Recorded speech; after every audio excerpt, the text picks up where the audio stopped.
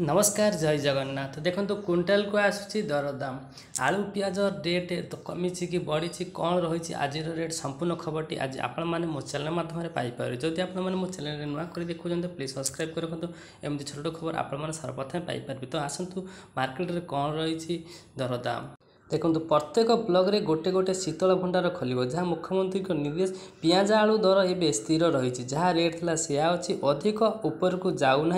निशाक एवं आपंकर नासिक एवं आंध्र आपंकर डब्ल्यू भी पियाज आलू आसूसी सेठी रेट अधिक अच्छी आमे सबू गोदाम सर्च से करुचु किना बिल देखुचु एवं जी कि चढ़ा दर रे बिक्री करे ताहा हेले रेट हेप खुचरा व्यवसाय बहुत अधिक लाभ रखी बिक्री करुले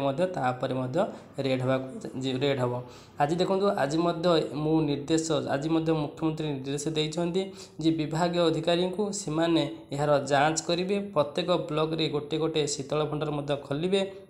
देखो खोला हम आम मानदृष्टर देखु मानिफेस्ट लिखी